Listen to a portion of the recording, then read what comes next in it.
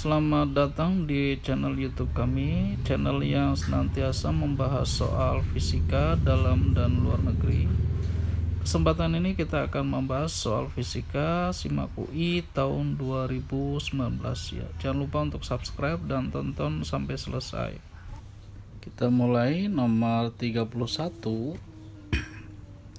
Sebuah elektron bergerak di ruang hampa searah sumbu X positif menuju ke daerah dengan medan magnet H 32 kA per meter ke arah sumbu Y positif. Elektron kemudian bergerak melingkar dengan jari-jari lintasan R 2 meter. Diketahui massa elektron 9,1 kali 10 pangkat min 31 kg dan besar muatannya 1,6 kali 10 pangkat min 19. Besarnya energi yang dibutuhkan untuk menggerakkan elektron sebelum masuk ke dalam medan magnet adalah berapa ya. Ini semua jawaban dinyatakan dalam kilovolt ya. Padahal yang ditanyakan adalah energi kinetik. Tapi kita coba-coba aja cari dua-duanya. Ya, kita gambarkan ini pada sumbu X, elektron bergerak ya ke arah positif dan kemudian ada medan magnet ke arah sumbu Y positif, di mana medan magnet dinyatakan 32 kA per meter. Dan setelah masuk medan magnet homogen ini, elektron berputar dengan jari-jari 2 meter ya. Energi kinetik dinyatakan kita tahu semua adalah setengah mv kuadrat ya. Setengah dikali m, v itu ketika berputar ada keseimbangan gaya sentripetal dengan gaya Lorentz ya. Didapatkan bahwa hubungannya adalah R kali B kali Q dibagi M ya. Kemudian dikuadratkan. Atau energi kinetik setengah M R kuadrat mu 0 per 2 pi kali H kuadrat ya, dikali Q kuadrat dibagi M kuadrat. Kita masukkan nilainya bahwa energi kinetik R kuadrat dalam kurung mu 0 per 2 pi kali H kuadrat dikali Q dibagi 2M ya. R adalah 2 kuadrat 4V 10 pangkat min 7 itu mu 0 dibagi 2V, dan H itu 32 kali 10 pangkat 3 karena dalam kilo kuadrat dan dikali 1,6 kali 10 pangkat min 19 kuadrat, dan kemudian dibagi 2 kali massa elektron ya, 9,1 kali 10 pangkat minus 31. Nah, setelah kita hitung ini nilainya 2,3 kali 10 pangkat min 12 joule. Nah, ini bukan volt ya. Nah, saya coba-coba samakan antara energi kinetik sama dengan energi potensial. Di mana energi potensial itu adalah Q kali V, Q sebagai muatan elektron, dan V itu adalah beda potensial. Nah, kita coba cari beda potensial dengan menyamakan bahwa energi kinetik elektron sama dengan energi potensial elektron tersebut ya. Maka V itu sama dengan energi kinetik yang tadi 2,3 kali 10 pangkat min 12 dibagi dengan muatan elektron 1,6 kali 10 pangkat min 19. Ini menunjukkan hasilnya 1,4 kali 10 pangkat 7 ya. Kalau kita samakan dalam orde 10 pangkat 6 itu adalah 14. 10 pangkat 6 artinya mega ya. Jadi 14 mega joule ya. Nomor 32, lensa mata manusia merupakan lensa cembung ya, yang memiliki indeks bias 1,44 dan jejari kelengkungan 7,0 mm. Anggap jejari kelengkungan kedua lensa adalah sama jika sebuah benda setinggi 10 cm diletakkan 10 cm di depan lensa mata terbentuklah bayangan ya ABCDE ya, maya nyata, tegak terbalik, diperbesar atau diperkecil.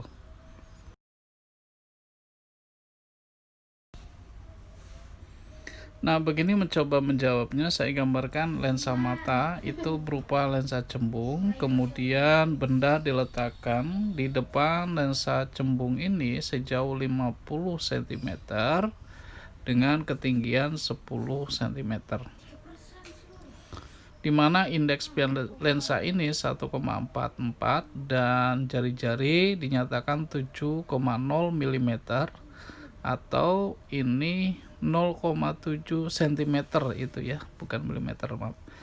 Nah, gunakan formula yang ini. N lensa dibagi S aksen ya, ditambah N udara dibagi S. S aksen itu bayangan, S adalah jarak benda ya, sama dengan indeks bias udara NU dikurang indeks bias lensa NL dibagi R. Kita masukkan nilainya 1,44 dibagi S aksen, kita cari jarak bayangan dulu, ditambah 1/50 sebagai jarak benda, sama dengan 1 dikurang 1,44 dibagi 0,7 ya. 1,44 dibagi S sama dengan min 0,44 dibagi 0,7 ya, min 1/50. Nah, kita hitung-hitung sebenarnya ini nggak usah kita hitung sampai detail angkanya, tapi kita lihat hasilnya positif atau negatif ya. Ternyata hasilnya adalah negatif. Artinya bayangan ini dalam kondisi sifatnya maya ya. Nah, kita lihat perbesarannya M itu secara rumus aslinya adalah min S aksen per S. Min dikali min dibagi plus menghasilkan positif ya. Positif artinya dia adalah tegak ya. Nah, hasil baginya kita lihat apakah dia lebih dari 1, sama dengan 1, atau kurang dari 1 ya. Kalau kita lihat S aksen ini adalah pecahan ya, pecahan kemudian dibagi bilangan bulat 50, otomatis pecahan dibagi 50 ya, hasilnya semakin kecil ya. Jadi sifat bayangan berikutnya adalah diperkecil, dan secara totalitas berarti sifat bayangannya adalah maya, tegak, diperkecil.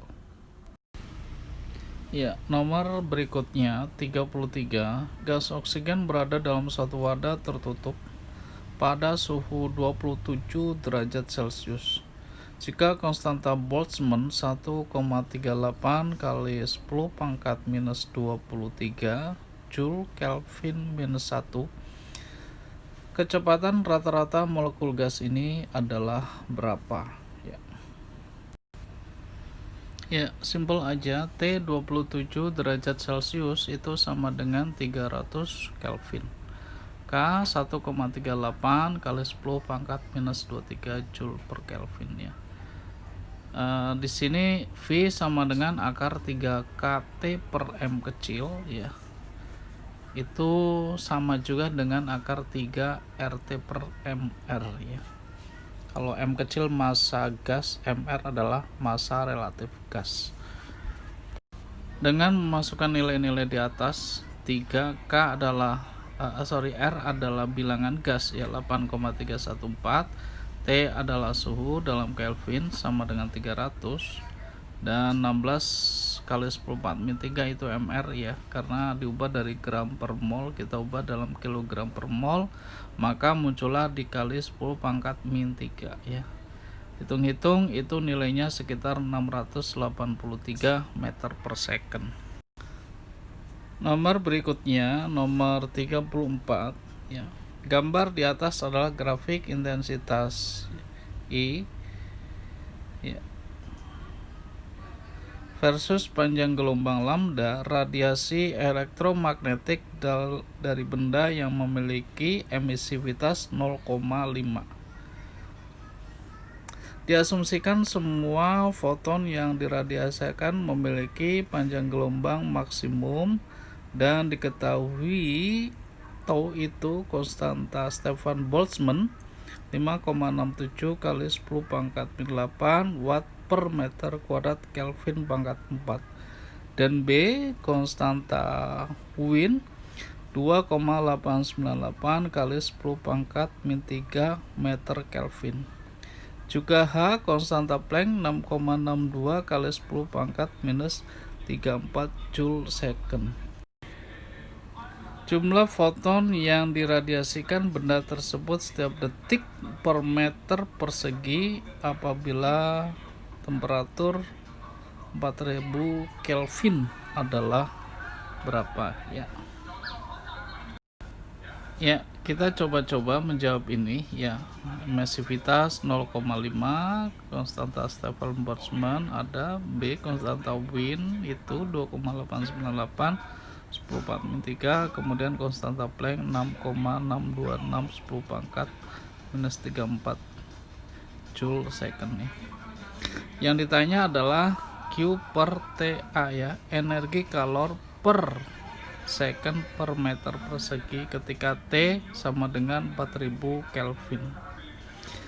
Nah, awalnya saya coba Q per T dicari, bahwa Q per T adalah E tau A T pangkat 4 atau Q sama dengan Q per TA sama dengan E tau T pangkat 4 ya.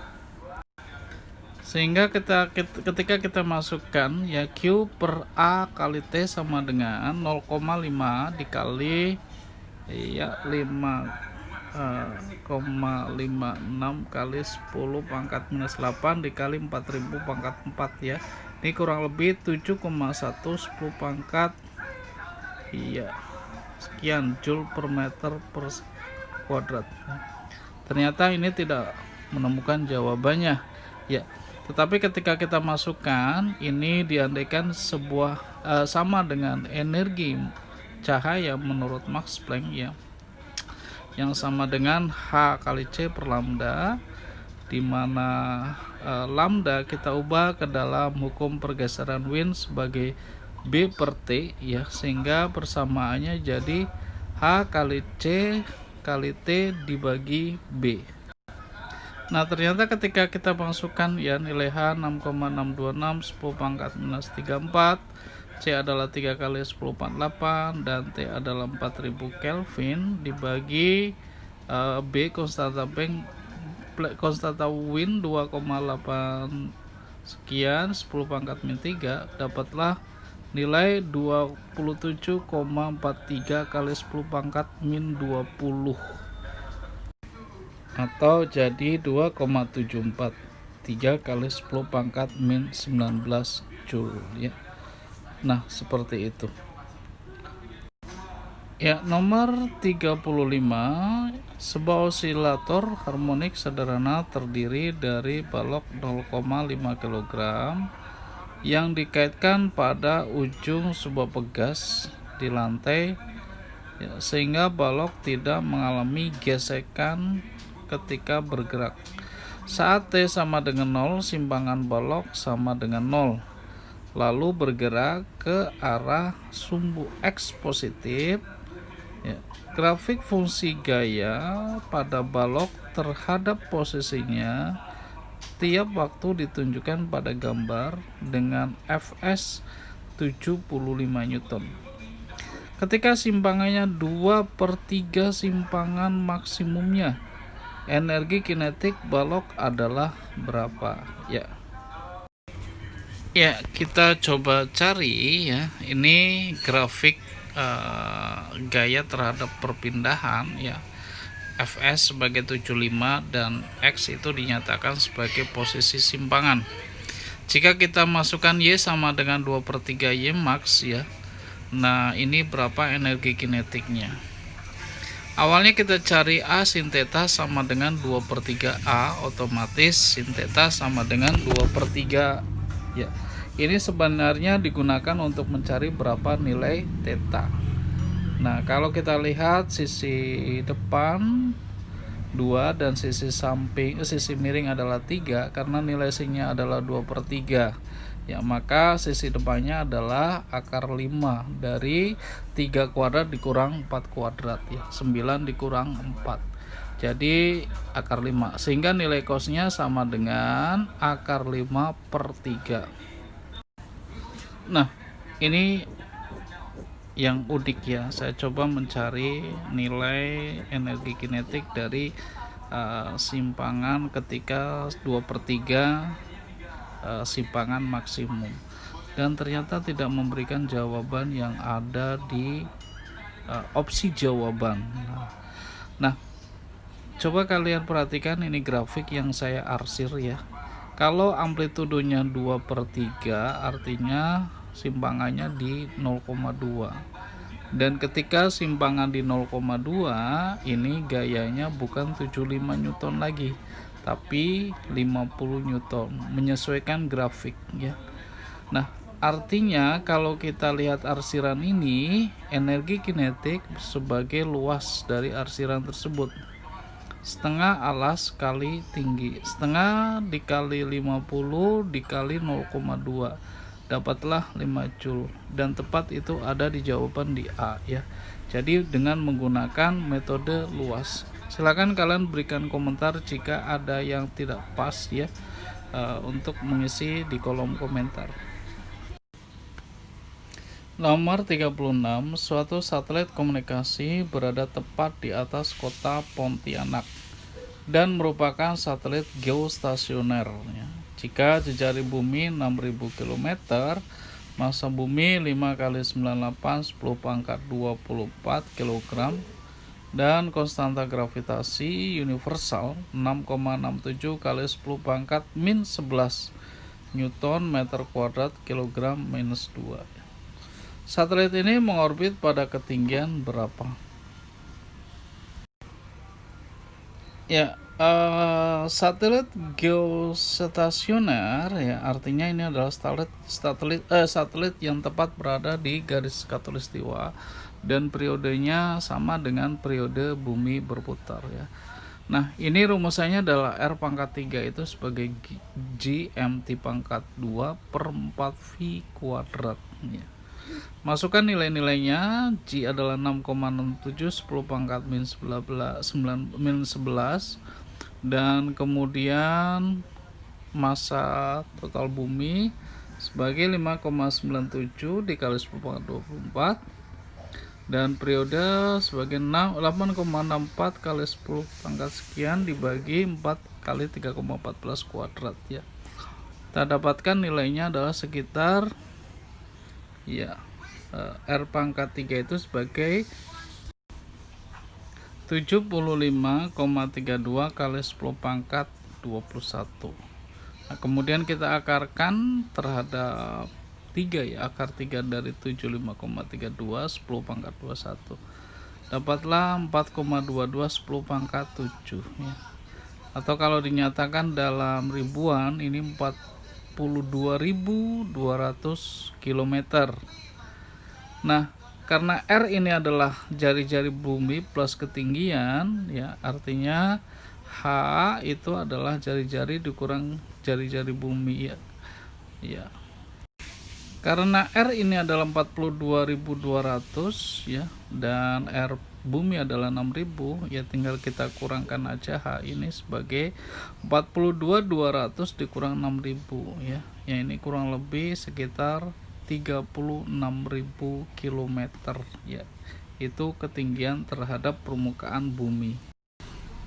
Berikutnya, sebuah benda berbentuk silinder bermassa M memiliki massa jenis ρ lebih kecil daripada massa jenis air ya. Benda dimasukkan ke dalam silinder berisi air. Tidak ada air yang tumpah dari silinder tersebut. Jika luas alas benda adalah A dan massa jenis air adalah ρ0, tinggi bagian benda yang terendam air adalah berapa ya? Ya kita jawab seperti ini ya, silinder di atas air dengan massa jenis ρ ya, maka gaya Archimedes sama dengan W ya. F Archimedes rho GV dengan volume sama dengan luas alas kali ketinggian ya, sehingga rho GA kali H sama dengan mg. G nya kita coret sehingga H sama dengan M dibagi rho A. Hanya ini ada sedikit kekeliruan, rho di sana adalah rho punya air ya, atau rho 0. Jadi jawabannya adalah H dibagi H sama dengan M dibagi rho 0 kali A, bukan D ya. Nomor 38. Sebuah koin dengan massa 10 gram diletakkan 30 cm dari pusat sebuah alas horizontal yang dapat berputar. Saat kelajuan putaran alasnya 50 cm per second dan diketahui percepatan gravitasi 9,8 meter per second kuadrat. Koin ikut berputar dan tidak bergeser dari posisinya. Besar koefisien gesek dan jenis gaya gesek antara koin dan alas adalah berapa? Ya, kita jawab dengan adanya keseimbangan antara gaya sentripetal dengan gaya gesek ya. Nah, gaya sentripetal sama dengan mv kuadrat per r dan gaya gesek adalah mu kali mg. Sehingga kalau kita cari mu itu sama dengan v kuadrat per gr. V kuadrat per GR 0,5 kuadrat dibagi 9,8 dikali 0,3 ya, ini sama dengan 0,25 per itu 98 dikali 0,3 ya.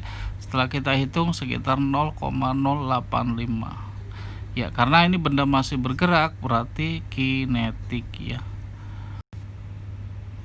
Nomor 39. Sebuah pemanas air dengan spesifikasi 1000 watt 220 volt digunakan untuk memanaskan air sampai mendidih selama 15 menit. Apabila pemanas ini dipasang pada tegangan 110 volt, maka yang diperlukan sampai air mendidih adalah berapa ya. Jangan lupa untuk subscribe, like, komen ataupun share video ini ya. Ya, cara jawabnya adalah kita lihat dari persamaan P sama dengan V kuadrat per R ya. P itu power daya, V kuadrat volt per R resisten. Ini resisten nilainya sama karena katelnya itu juga. Maka perbandingan dari V dengan P sebagai perbandingan lurus, V kuadrat sebanding dengan P ya. Akhirnya perbandingan P2 per P1 adalah V2 per V1 kuadrat. P2 sama dengan 110 dibagi 220 kuadrat kali 100 ya. Itu sama dengan yang kiri itu adalah setengah kuadrat seperempat kali 1000. Jadi 250 watt. Nah, gunakan bahwa energi yang kita gunakan untuk memasak air adalah nilainya sama ya. Ya, P1 dikali T1 sama dengan P2 dikali T2. 1000 dikali 15 sama dengan 250 dikali something ya. Atau T2 itu 60 menit ya. Jawabannya adalah 60. Berikutnya soal sebab akibat. Tidak semua kalor yang masuk ke dalam suatu sistem dipergunakan untuk melakukan kerja. Sebab mesin Carnot merupakan mesin yang dalam satu siklus menggunakan dua proses adiabatis dan dua proses isotermis. Ya, kita jawab gini, sesuai dengan hukum termodinamika pertama bahwa perubahan kalor atau delta Q sama dengan perubahan energi dalam ditambah kerja ya. Jadi perubahan energi kalor itu sebenarnya tidak mata-mata dijadikan usaha atau kerja atau W, tapi juga ada proses perubahan energi dalam. Jadi pernyataan yang atas itu bisa kita katakan benar. Kemudian pernyataan bawah ya, Kalian bisa lihat itu grafik antara tekanan P dan volume V ya pada proses mesin Carnot ya. Ada 4 grafik ya. 2 grafik adalah isotermik dan 2 grafik adalah adiabatik ya. 2 garis adiabatik dan 2 garis adalah isotermik ya. Isotermik proses AB dan CD, sedangkan proses adiabatik adalah PC dan DA ya. Kalau isotermik itu landai, sedang adiabatik itu lebih curam ya. Jadi pernyataan bawah benar, pernyataan atas juga benar, dan ini menurut saya berhubungan di hukum termodinamika. Jadi sama-sama benar dan berhubungan. Jawabannya adalah yang A ya.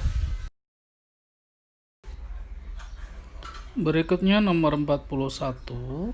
Energi mekanik benda yang berada dalam pengaruh gaya konservatif selalu konstan.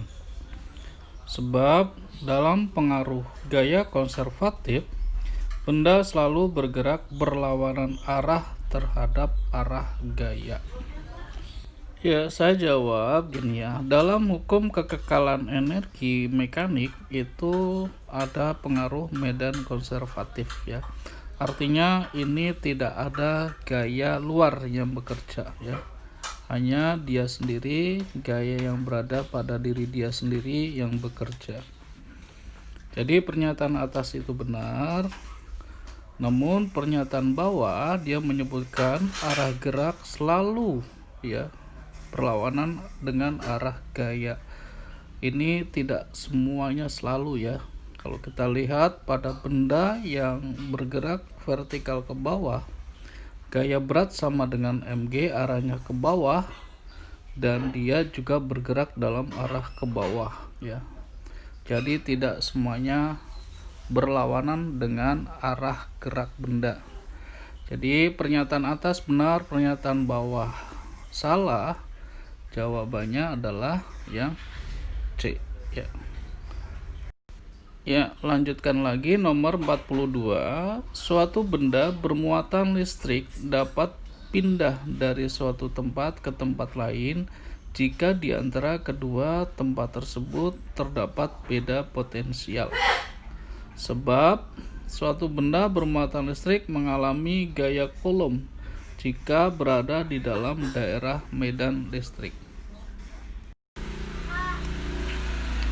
Ya, benda bergerak ya dalam satu beda potensial.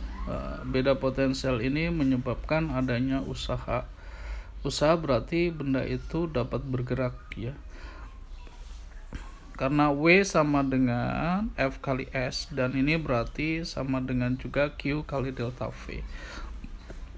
Ada S yang disebabkan oleh delta V. Jadi menurut saya yang pernyataan atas itu adalah benar. Ya, jika benda bermuatan di dalam medan listrik, ya dia akan terpengaruhi oleh gaya elektrostatik ya. Yang kita nyatakan F itu sebagai Q kali E ya. Jadi pernyataan bawah juga benar. Nah, sekarang apakah kedua-duanya berhubungan ya? Yang atas bicara usaha, yang bawah bicara gaya. Jadi menurut saya ini tidak berhubungan ya. Kalau tidak berhubungan, benar-benar tidak berhubungan, jadi jawabannya adalah B. Oh ya, jangan lupa berikan komentar ya, karena sebelumnya saya jawab A. Silakan kalian berkomentar jika ada yang ingin ditanyakan atau masih bingung.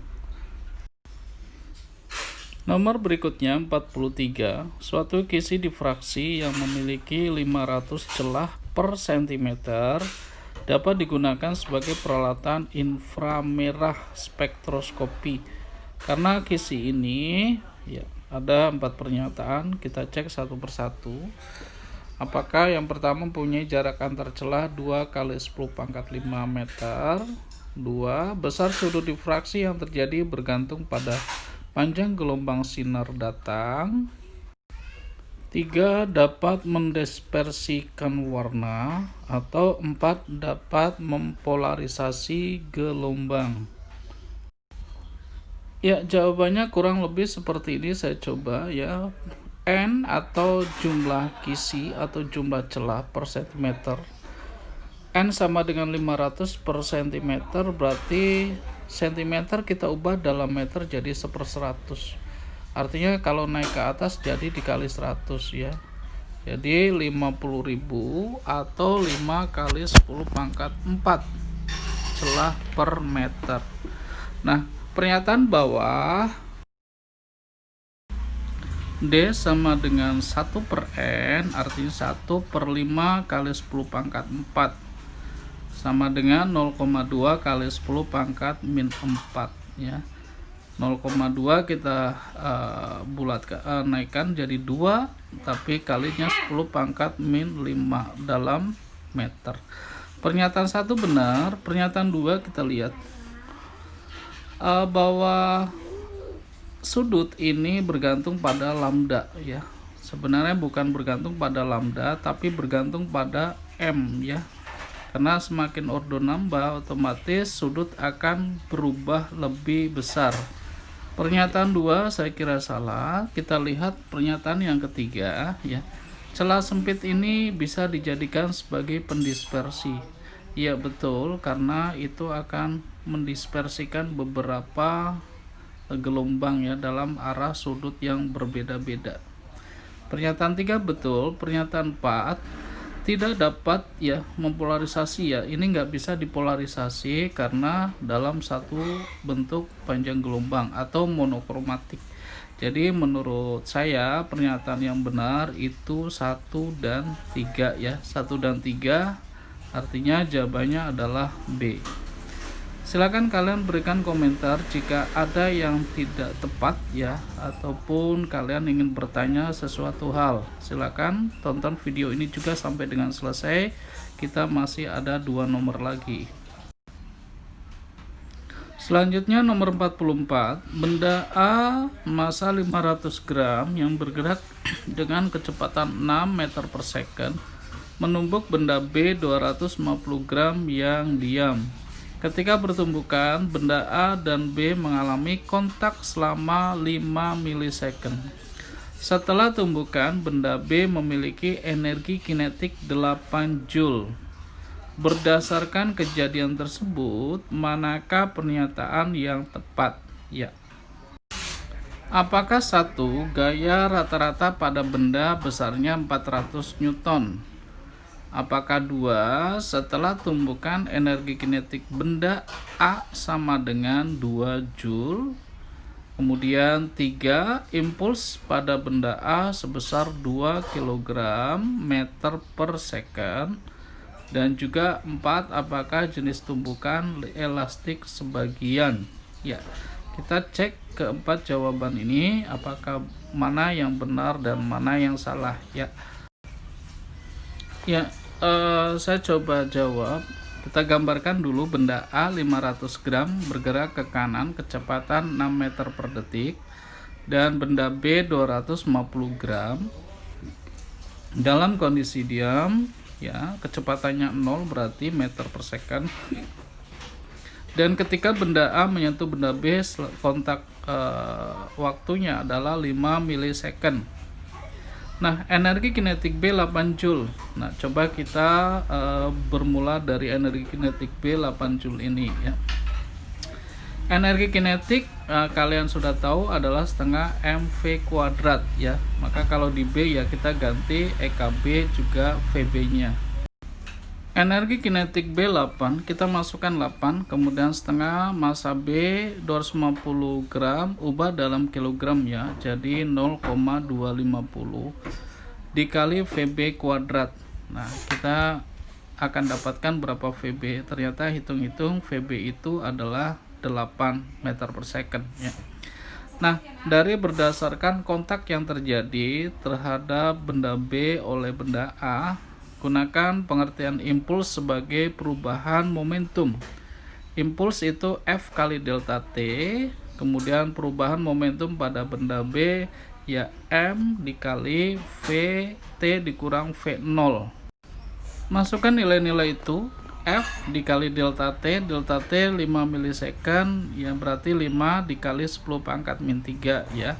Kemudian M massa B adalah 250 gram diubah dalam kilogram 0,250, kemudian dikali dalam kurung 8 dikurang 0 ya, kecepatan akhir dikurang kecepatan awal. Hitung-hitung ya dapatlah F itu adalah 400 Newton. Jadi pernyataan yang satu itu betul ya, pernyataan satu betul. Pernyataan dua kita lihat dari hukum kekekalan energi mekanik ya. Itu mohon maaf agak sedikit coret-coret ya. Energi mekanik keadaan awal sama dengan energi mekanik keadaan setelahnya ya. Itu EKA ditambah EKB sama dengan EKA aksen ditambah EKB aksen ya. Jadi sebelum ya sama dengan setelahnya. Atau kita masukkan kemudian setengah MVA kuadrat ditambah EKB 0. Kenapa 0? Karena kecepatan awalnya adalah 0 ketika dia diam ya. EK sama dengan EKA aksen ditambah setengah MVB aksen. Nah, yang kita cari adalah EKA aksen, yaitu energi kinetik A setelah tumbukan ya. Kita masukkan nilainya dari yang setengah MVA kuadrat atau setengah dikali setengah, karena 500 gram ya dalam kilogram 0,5. VA adalah 6 kuadrat sama dengan energi kinetik A setelah tumbukan ditambah setengah dikali 0,25 itu massa punya B dikali VB setelah tumbukan adalah 8 ya. Hitung-hitung sebelah kiri kita dapatkan 36 bagi 4 9 ya. Sebelah kanan itu 64 dibagi 8 ya, 8 juga. Akhirnya kiri 9, yang sebelah kanan ada 8.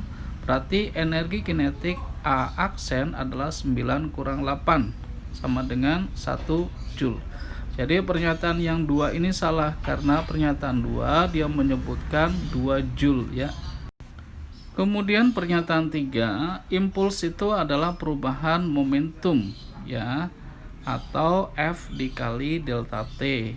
F-nya ada 400 di pernyataan 1, delta T-nya adalah 5 milisecond atau 5 kali 10 pangkat min 3. Dapatlah angka 2 ya, kita coret sana sini, 2 kg meter per second. Jadi pernyataan 3 betul ya. 1, 3 betul, 2 salah, pasti 4 juga salah. Kita cek seperti ini. Pernyataan 4 dinyatakan dalam soal tumbukan elastik sebagian, tapi sebenarnya ini adalah elastik sempurna ya. Tidak ada energi yang hilang kecuali energi kinetik. Jadi pernyataan 4 salah ya.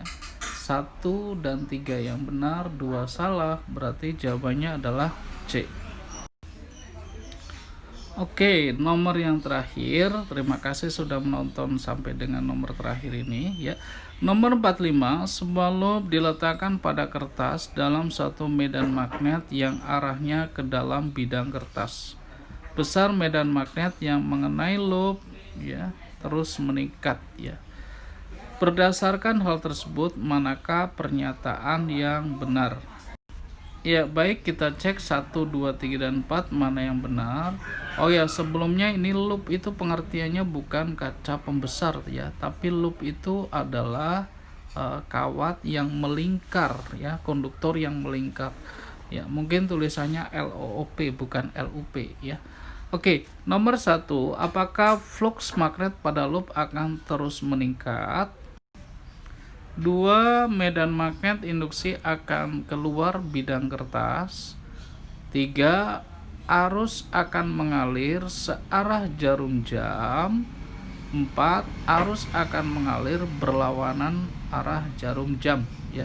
Mana pernyataan yang benar? Ya, sebenarnya dari pernyataan 3 dan 4 itu harusnya diantara salah satu itu salah ya. Apakah searah atau berlawanan ya, kita cek. Nah, ini yang saya coba bikin gambar ya. Kalau delta B per delta T akan meningkat, ini nggak mungkin karena fluxnya constant, ya, tetap. Jadi pernyataan satu itu salah, ya. Pernyataan yang kedua itu benar, di tengah dari loop itu akan muncul medan induksi yang menembus bidang kertas tapi keluar bidang kertas, ya. Karena sama-sama dari situ dia ada, kalau kita menggunakan kaidah tekan kanan, dia akan keluar bidang kertas tepat di tengah, ya. Jadi pernyataan 2 betul, ya. Sekarang pernyataan 3 itu salah, ya, karena kalau kita lihat setelah menggunakan kaidah tangan kanan maka arus, ya, sesuai dengan arah Oersted, ya, kaidah Oersted itu sebelah kanan dia akan ke atas, sebelah kiri dia akan sebelah atas dia akan ke kiri, sebelah kiri dia akan ke bawah, dan sebelah bawah dia akan ke kanan, ya. Jadi kalau kita lihat ini arahnya berlawanan dengan arah putaran jarum jam, ya. Yang 3 itu searah jarum jam berarti salah, ya. 4 berlawanan itu benar. Jadi menurut saya dari pernyataan 1, 2, 3, dan 4, pernyataan 2 dan 4 yang benar. Jadi jawabannya adalah C, ya.